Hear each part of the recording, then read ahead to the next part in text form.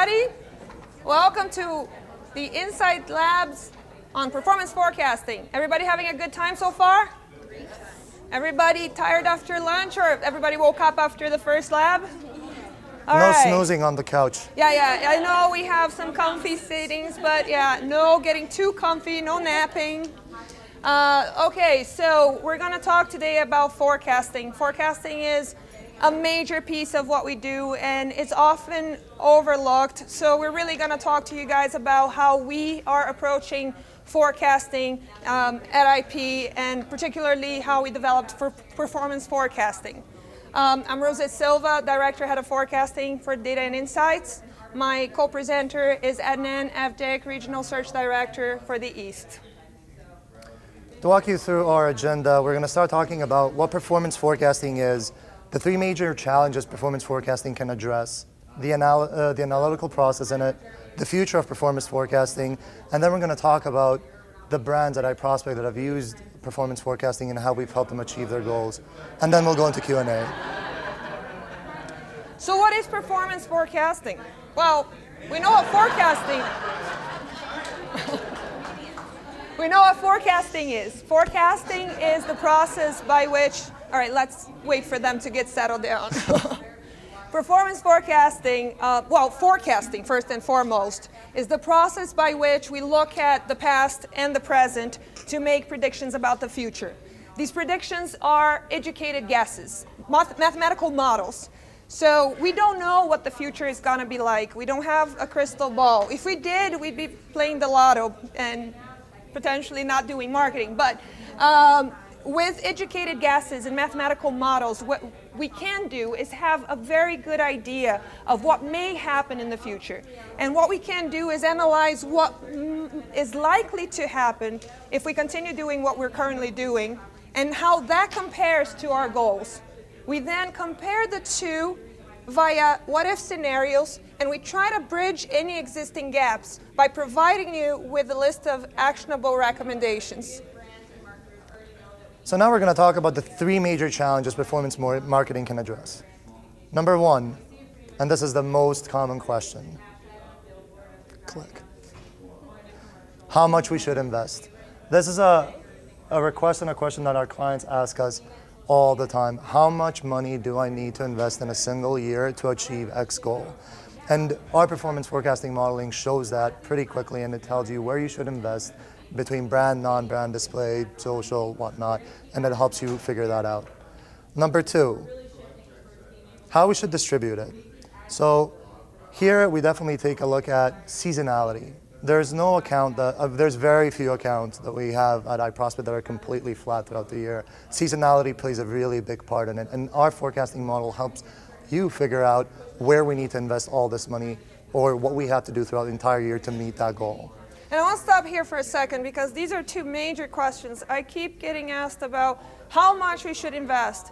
Not only how much we should invest to maximize opportunity, but also how much we can invest before we hit that point of diminishing returns.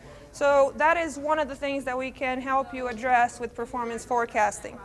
The other piece that's extremely important is when should we spend that money, how we should allocate that money. And what we tend to do is we tend to look at what we've done in the past, how we allocated our budget in the past to guide how we're going to allocate that budget in the future. And when we look at what we did in the past, we are looking at a limited set that is constrained by different factors, one of them being budget caps, for instance. So in order to really understand when we should be investing that money, we have to have an understanding of true online seasonality. And looking at that from that perspective makes a huge difference in terms of capturing that opportunity. And number three, where should we invest this money? Whether it be Google, Bing, and I'm sure you guys have heard we might be switching to free platforms again. Yahoo's coming back. So we're taking that into account too. But outside of search, we take a look at social and performance display. So what goes into performance forecast? Well, the most important thing, we need to understand your business. We need to understand what your goals are. We need to understand what your challenges are. We need to understand data discrepancies that may exist. We need to align fiscal and calendar years. We need to understand your intangibles. And by intangibles, I go back to what Jeremy Kornfeld was talking about when he opened his speech yesterday. Can we work together? Can we trust each other? Can we share data? Can we collaborate? How closely can we develop that partnership? And that is a fundamental piece to what we do, because the more closely we work together, the better we are able to gather intelligence to really develop a robust model to predict what's going to happen in the future, and the more accurate those predictions will be. The other important piece is search interest. That's obtained via Google Trends, and it's a measurement of online demand. Then we look at impression share, and that comes from Google AdWords, and it allows us to understand the size of the opportunity, how much we're currently grabbing of the opportunity, and what we're leaving on the table. Finally, we look at historical performance. That may come from the S3, Marin, Kensho, normally comes from your bidding management platform, and we use that to understand how your performance metrics and KPIs behaved in the past, are behaving in the present, so that we can make certain predictions about how they may vary as a function of time in the future. So this is an example of search interest data. What we see here is 3.5 years of index data from Google Trends, which allows us to observe that this brand in particular has very cyclical patterns. From that data, we can then infer online seasonality. That allows us to maximize opportunity by fully funding branded campaigns during the peak season, and by shifting our focus during low season to other tactics like non-branded, prospecting display, social, to drive consideration, to drive interest, so that you have higher demand during the peak season. Impression share, the other fundamental piece to what we do, because we need to be able to understand what the total opportunity is so that we can maximize that opportunity. We need to understand how much we're missing because of insufficient funding. That's highly actionable, because if we know that there is opportunity readily available to us and we're missing because we don't have sufficient funding, we can address that right away by increasing investment. We can also understand how much of the opportunity we're leaving on the table due to poor ranking, and work towards continuous optimization to improve that as well. So what's the analytical process like? This looks pretty simple, right, guys? Just a couple charts, couple numbers. I'm actually kidding. This is one of the most complex processes that I've been through, and Rosé is going to walk you through it. No, I'm not going to walk you through it because it would take too long, but I'm going to speak to you about it. So basically what you end up getting is something very digestible, like this top layer that you see highlighted in orange. This one in particular is a recommendation by month that provides you, the projected outcome based on the goals for this particular brand.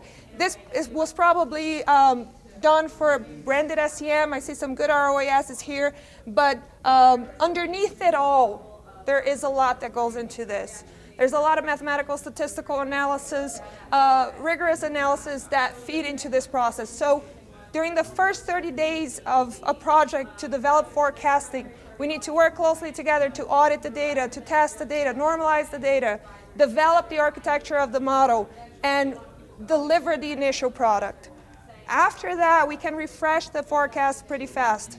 It takes about a week, and we normally do it every quarter. And just to interject here really quick, each one of our forecasts is fully customizable to the brand and its KPI. This isn't just a template that we dump data into it and it spits out a forecast. Every single one of these forecasts is built from scratch, and it's fully intended for your brand, your account, what your challenges, KPIs are. Absolutely. Different brands have different goals, different challenges, different KPIs. So we need to understand how to generate the best output that will allow you to take action to really help you achieve those goals. And one very important part is that there is full transparency on this process. Once this is done, we walk you through the entire build. So what is the future of performance forecasting? As Ben Wood said yesterday, what we do at iProspect now has grown outside of the realms of SEM, but SEM is still very much at the heart of what we do, and it's one of the most critical pieces for the majority of our clients. So during the initial development phase, we focused on SEM, Right now, with the integration of Rocket Interactive and Cavario, we're also working together across the team to integrate SEO, social, display, and most important, we're working to integrate digital attribution and performance forecasting so that in the future we can have a better understanding of the synergistic impact across the entire digital landscape.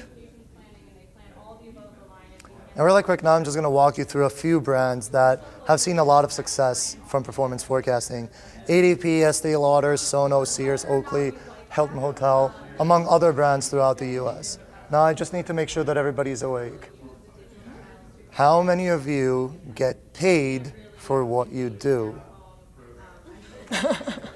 Okay, nobody works for free. That's good, so you guys get paychecks.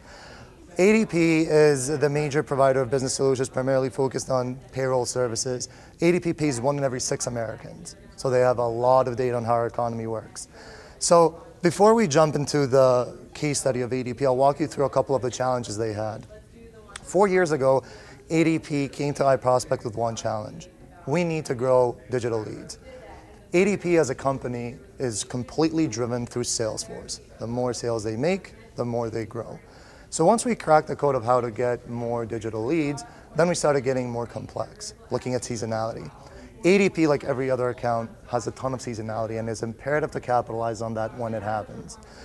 Our forecasting methodology not only helps our internal team build out strategies and how many leads we need to generate per month and how we should invest, but it also helps us set expectations with our client. Our clients a lot of times come to us and say, our goal is X. We come back to them and say, this is what you need to do in order to achieve that. So when we take a look at our modeling, it is very important to take a look at transitioning from slow months to busy months. In ADP's case, that would be transitioning from December to January. This is comparable when we take a look at retailers transitioning from Q3 to Q4. December is a really slow month. If you take a look at it, the last 2 weeks in December, it's holiday season, it's Christmas, nobody's really paying that much attention. A lot of our interest goes down, and we forecasted that. January, on the other hand, can be comparable to Black Friday, Cyber Monday. It's huge.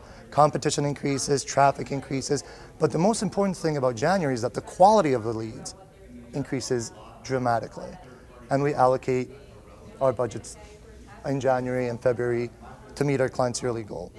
But when you think of months, we are all under the assumption that there's 4 weeks in every month, and that is not exactly true. With our forecasting methodology, we align fiscal quarters, fiscal weeks with regular calendar weeks. And I'm going to give you a small example of what happened to us this year that was critical. So if you guys all remember, December 31st was on a Wednesday, January 1st was on a Thursday, and everybody's first day back at work was January 2nd, Friday. Who took off? So when you come to think of it, the first week of January, which is our busiest month, was exactly the same as the last week in December, which is our slowest month. By this transition, we were able to, when we were doing this fiscal year forecast last year, take that into consideration, readjust our budgets for the remainder of the weeks in January, and we had a record-breaking month. For the past 4 years, this January by far was the best month. So, in conclusion, at the end of the day, our forecasting methodology can be applicable to any brand, any account, as long as we have 1, data, and 2, as long as there's collaboration. And at the end of the day, our forecasting methodology is built to help our clients achieve their goals. Yeah, and talking about the collaboration, here is a typical example. Like, we had huge success with ADP. We've been doing forecasting for ADP since October of 2013, and we've had a lot of success since then. And that success can only be credited to the close partnership that we developed with the client from the beginning. The beginning process was, very intensive. I would go to ADP on a weekly basis. We would work closely with the finance department to understand how they looked at data, how they looked at KPIs, how they projected, how we projected, so that we aligned the two sides, so that we could be speaking the same language, having the same expectations, and working together as one to achieve those common goals. Without that integration, that close collaboration between D&I, data and insights, client services, and the client, that success could not have been achieved. And now, Q&A. Don't all jump at once. Ready for questions? Anybody? Can you take into consideration, I know you mentioned working close together, but working with how much inventory you're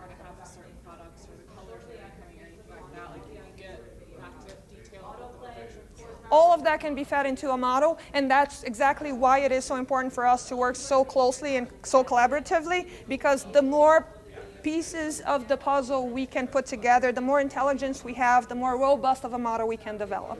Yeah, communication is a big piece, and it's very important when we're looking at your previous data. If we have understanding of what each peak, not each peak, but when you changed inventory or had something on sale, we can then attribute your explanation to that and not think it was an anomaly. So the more data we have, the smarter we are when we forecast.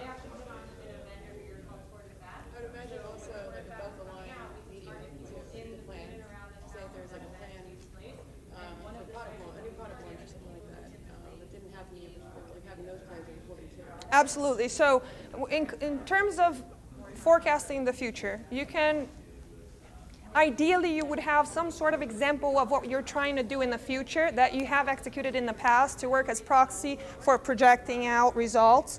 If you don't, what we have to do is work with potentially developing dummy data, dummy variables to calibrate the model. But at the end of the day, we can only really forecast unknowns. So that's why it's so important for us to work together to continuously refresh those models so that when new initiatives, new tactics get activated, even though we may have made assumptions about those, we can actually validate those assumptions by introducing that data into the model and making the model more stable.